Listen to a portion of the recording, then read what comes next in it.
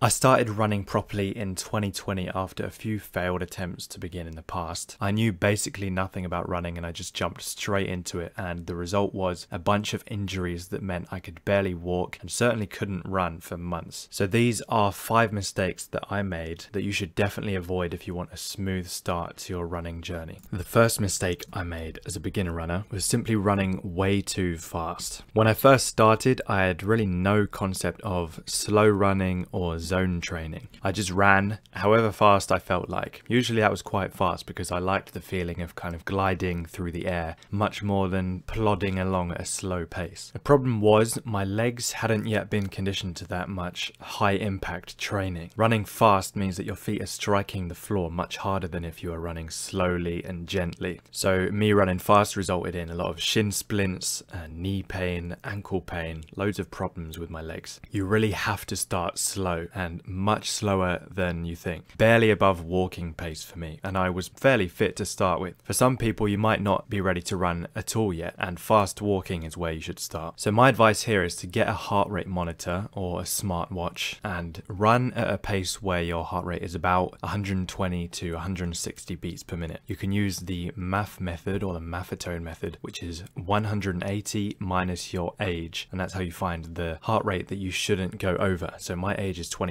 so 180 minus 22 gives me 158 beats per minute. So in my easy runs, I don't want to go over 158 beats per minute, and this will ensure that I stay at a nice slow pace. And another way of doing this is heart rate zone training. So zone 2 is the low intensity steady state zone, about 60 to 70% of your max heart rate. For me at 22 years old, my max heart rate is about 198 beats per minute. So 70% of that is 138 beats per minute. So to train in zone 2, I'd have to stay below 138 beats per minute, which is really low. And you might wonder why we're running so slow. Surely running faster will make you fitter than running slow, right? And that's actually not true. The best endurance athletes in the world spend most of their training time in zone 2, doing relatively easy workouts. Something like 80% of their training is done in zone 2. For some it's even like 90%. There are a few reasons for this. Zone 2 training is crucial for building an aerobic base, which allows your body to utilize oxygen efficiently to produce energy. With low intensity training, you're able to accumulate much more effective volume compared to higher intensities, and that's just because it's way easier to recover from low intensity training, so you can do it pretty much every day without risk of injury. Zone 2 also improves your body's ability to use fat as fuel, and that means your body doesn't have to rely on short-lived carbs, so it can pull on fat during runs to use that to fuel your muscles. Zone 2 is also a really good way to get lots of technique practice in at nice easy intensities, so you become a more efficient runner. And of course, you get the mental health benefits of like running outside. You get a stronger and more efficient heart and just improved metabolism. And it's just really nice to have a long run outside on a sunny day. It's quite enjoyable once you get into it because it's really not hard. It's an easy run. Most people associate running with like pain and suffering, and you have to run so fast and it's so uncomfortable. Most of your training should actually be quite comfortable. And when you do easy runs, that makes you so much more likely to carry on doing it because it's not awful and you might actually find you enjoy it. I like listening to an audiobook or a podcast or something while I'm running. But anyway, before I started slow running, I was getting shin splints and all kinds of injuries constantly when I was running fast. Eventually, I put my ego aside and I really slowed down to what I considered an embarrassingly slow pace. And only then was I able to run without pain or injury for longer and longer distances. And over time, I got faster, my heart got stronger, and I obviously continued to get fitter and more efficient. And I got way fitter and better at running using purely slow,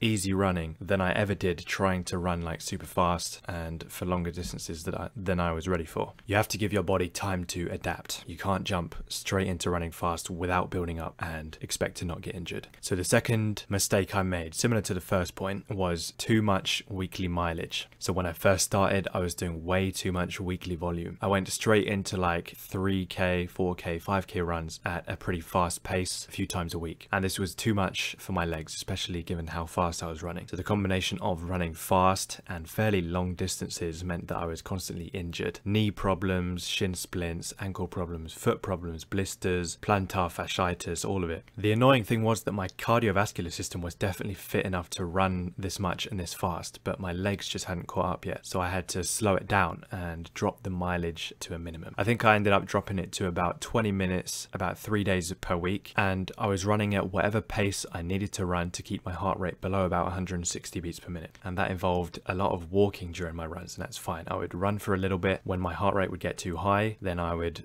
slow down to a walk until it recovered to like 120 beats per minute or so. And I built up gradually over time. So it was 20 minutes 3 days a week to start with, and then I would add like 5 minutes to each of my runs, building them all up to about 30 minutes, 45 minutes, and then I'd add time to my weekend long run, getting up to like 60 minutes and eventually up to 2 hours. And this time I had no injuries because my legs were able to gradually, slowly adapt to the slightly increased stimulus over time. And it was great. This was definitely my favorite period of running in my life. I was running distances that I had never run before. It was summer. I was exploring my town and the Lake District on holiday, which is a really nice place in England. And for the first time, I really loved running. The general rule that runners have when progressing your weekly mileage is to add no more than about 10% each week. So if you did 10 miles the previous week, 10% of that is 1 mile. So you add 1 mile to 10% and you get 11 miles for the next week. And then 10% of 11 miles is 1.1 miles. So you can add 1.1 onto 11 miles to get 12.1 miles for the next week, and so on. I think starting at 20 minutes 3 days a week is a good place to start, and just add like 5 minutes to one of these runs each week, and eventually you build them all up to like 30 minutes up to like 60 minutes. And with this method of running for time, you don't worry about the distance of each run. I ran my first half marathon without considering the distance at all in my training. All I did was low heart rate, easy running time up to 2 hours on my long runs, and I reached my goal, which was a sub 2 hour half marathon. So I was pretty happy. That was with no dedicated speed work, no intervals or tempo runs or anything like that. The third mistake that I made was obsessing about form and technique. So when I first started, I wanted to make sure that I was running properly, because I'm the kind of person who likes to do things properly. I don't like to be seen as bad at something. I want to do things well. I wanted to be as efficient as possible and minimize injury. And this resulted in me being very conscious of every movement that I was making. And I ended up quite stiff, not really relaxed. The ideal running form is relaxed and flowing and gliding and light-footed.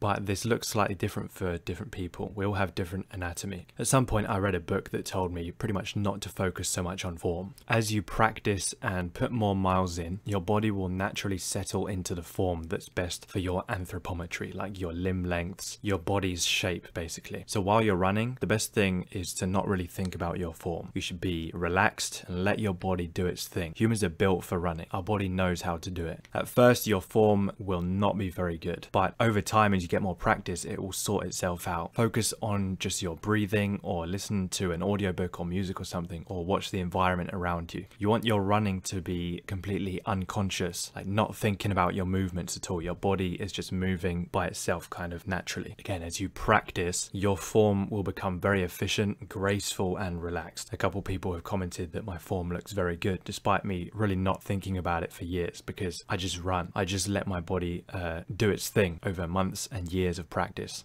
My fourth mistake was not hydrating properly. I didn't realize how important it was to stay hydrated. So that means liquids and electrolytes. And only quite recently, in the last year or so, I've started using salt in my water. I've made a homemade sports drink that I like to use, which has water, sea salt, some honey for carbs, and some lemon juice. Tastes really nice, gives you carbs for energy, and then electrolytes from the salt for hydration. Because if you didn't know, hydration is not just water, you also need electrolytes, because your muscles can only contract if they are receiving sodium and chloride and these kind of electrolytes that are required for muscle contractions. If you don't have enough of these electrolytes, your muscles are going to struggle to contract properly and you might get cramps. Ideally, you should use some kind of minimally processed, unflavored electrolyte powder to provide all of the electrolytes you need. Those are sodium, potassium, chloride, magnesium, calcium, phosphate, and bicarbonates. And I've I've noticed that when I drink this homemade sports drink while I'm on my run, I don't get tired nearly as easily as I did before. So my performance is better without any extra effort, just from making sure that I have these electrolytes in my system. I get no muscle cramps anymore, and my muscles just feel much less tired in general. The only problem with my version of the drink is that lemon juice is very acidic and it's not very good for your teeth, and it's mostly there for flavor, so you can take it out, but personally I don't think the honey salt water tastes very nice. You can definitely get away with like using water and then some kind of minimally processed electrolyte or sports drink kind of powder with all of the electrolytes you need and maybe some carbohydrates that digest easily, like cluster dextrin. And the fifth mistake that I made was not wearing the right running shoes. I'm not going to claim that this is like absolutely game changing, but it is definitely a noticeable difference when you're running in shoes that are really suited for your feet and for your running style. You should be prepared to spend at least like £100 or $130 for a good pair of running shoes that will last you a few years. I think the guidance is use them for about 500 to 800 kilometers, which is like 300 to 500 miles or something, and then get a new pair. For me, that took me about 2 or 3 years, I think, of moderate running volume. So go to a running store, get a gait analysis from one of the specialists there, and they will help you choose a shoe that's right for you. Some shoes will offer more cushioning, some less. Some will control for overpronation and some don't. The right shoe will depend on your foot shape, how much you pronate, your degree of ankle twisting as you run, just comfort and what feels right to you. So getting a nice pair of running shoes that like perfectly fits you is a nice bonus. It's like a gift for yourself once you've been running for a few months or a few years and you're serious and you're ready for a nice upgrade. Before I did this, I would get blisters quite a lot because I guess the shoes weren't really suited to my running style and the shape of my foot. Maybe they were a bit too small or something, or a bit too big. But once switching to a pair of shoes that really fit me, running felt so much more effortless. I had fewer injuries and it motivated me because I'd spent a lot of money on these shoes. So like I had to take it seriously at that point. I think I spent 120 or 130 pounds on my first pair of running shoes, like proper pair.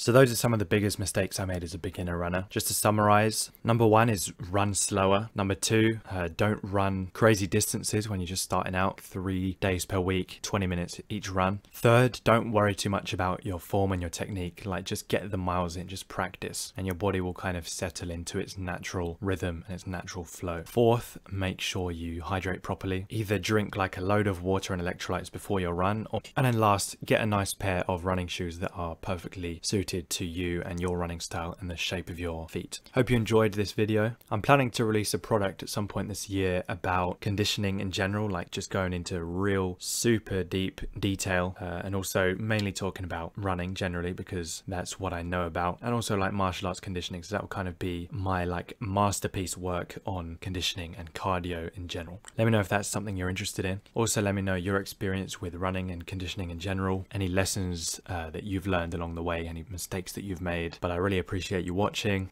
I hope you find this helpful. Send this to anyone you know who's trying to like get into running themselves. I guarantee these tips will be very helpful. All right, thanks for watching and I'll see you in the next video.